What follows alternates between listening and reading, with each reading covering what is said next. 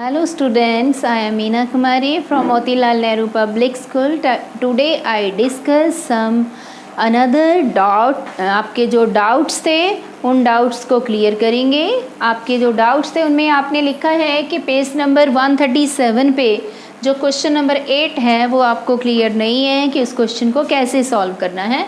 So question is, if the surface area of a cube is 294 centimeter square, find the volume of the cube. अब आपके पास question क्या है, आपने cube का surface area given है और क्यूब का आपने वॉल्यूम फाइंड आउट करना है।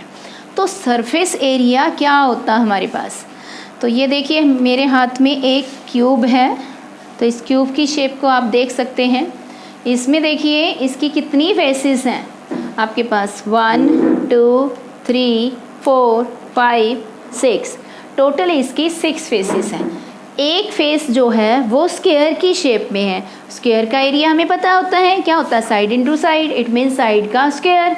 तो इसकी कितनी फेसेस हैं, 6 फेसेस हैं। तो 6 फेसेस का एरिया इसका कितना हो जाएगा, ये side square side square side square side square side square side square, तो टोटल एरिया कितना बन गया इसका, 6a स्क्वायर। तो इस क्यूब की हेल्प से आप इसके टोटल सरफेस एरिया को फाइंड आउट कर सकते हैं। अब टोटल सरफेस एरिया आपके पास 294 सेंटीमीटर स्क्वायर गिवन है। तो अब आपने क्या निकालना है, क्यूब का वॉल्यूम निकालना है। तो वॉल्यूम के लिए हमें क्या चाहिए, क्यूब की साइड चाहिए। तो ये देखिए आपने क्यूब के मॉडल की हेल्प से इस क्वेश्चन को इजीली समझ लिया कि इसमें आपने कैसे फाइंड आउट करनी है साइड।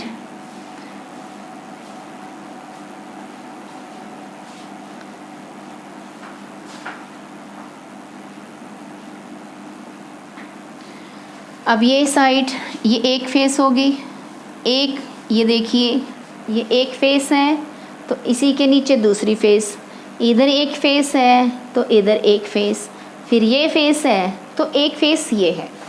तो अब हमारे पास क्या है, इसका सरफेस एरिया गिवन है। Surface area of A cube हमारे पास गिवन है 294 सेंटीमीटर स्क्वायर। तो क्यूब की साइड है, साइड ले लिया, इसको हम ए नाम से डिनोट कर देते हैं। ओके, तो अब क्यूब का सरफेस एरिया मीन्स इसकी फेसेस 6 थी, एक सरफेस स्क्वायर की शेप में है, तो स्क्वायर का एरिया क्या होता है, साइड का स्क्वायर। तो आपने साइड को नाम दे दिया ए स्क्वायर। तो आपके पास सरफेस एरिया क्या बन गया, 6a square is equal to 294। 294 surface area आपके पास गिवन है, दोनों को इक्वेट कर दिया। a square is equal to 294 by में 6 49।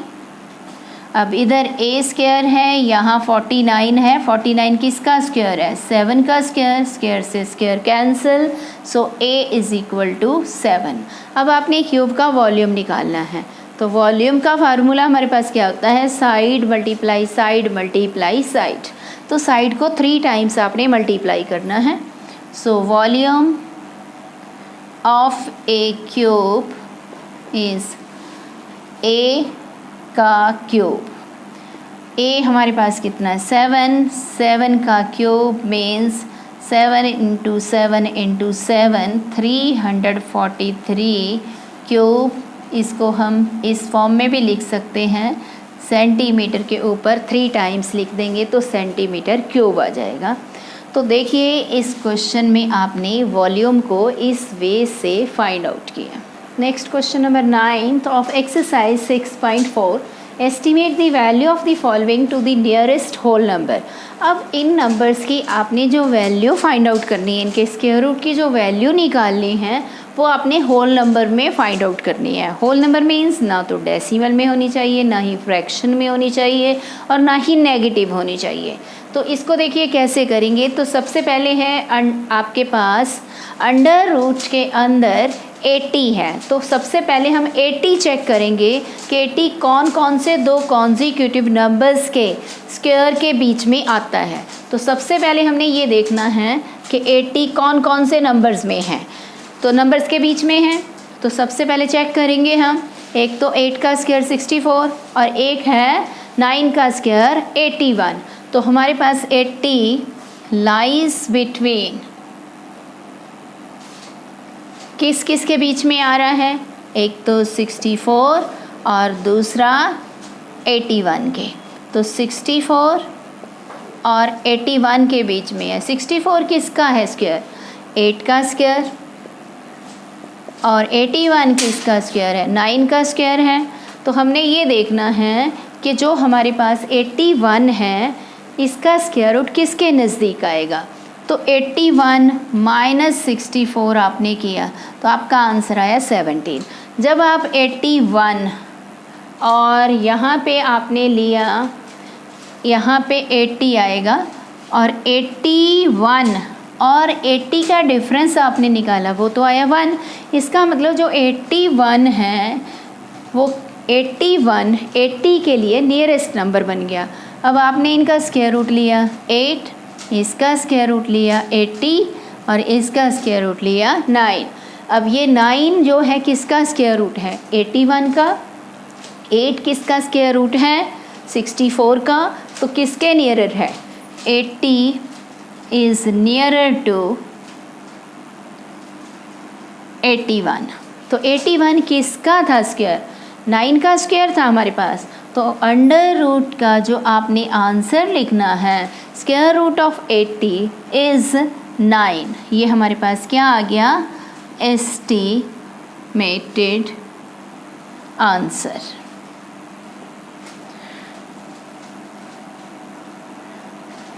ये आंसर जो है नियर अबाउट है। Okay, next is 1000। तो 1000 हम चेक करेंगे कौन कौन से दो कॉन्जिक्यूटिव नंबर्स के बीच में आ रहा है। तो सबसे पहले हम ये देखेंगे कि 1000 किस किस के लिए बीच में आ रहा है, दो कॉन्जिक्यूटिव नंबर्स। हमारे पास वो कॉन्जिक्यूटिव नंबर्स कौन से हैं जिनके लिए 1000 उनके बीच में आ रहा है। वो हमारे पास नंबर्स हम ट्राई करेंगे। एक तो 31 है, दूसरा क्या है 32। तो हमारे पास 1000 lies between 961 and 1024।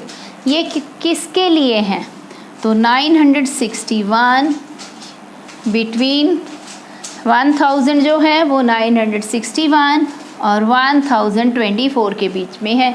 ये किसका स्क्वायर है, 31 का स्क्वायर और ये 32 का स्क्वायर है। तो अब आपने क्या किया कि इसका जब स्क्वायर रूट निकालेंगे तो उसमें आपने सबसे पहले ये देखना 1000 और 961 का डिफरेंस कम है कि 1024 और 1000 का डिफरेंस कम है। हम दोनों का डिफरेंस निकाल के देखेंगे 24।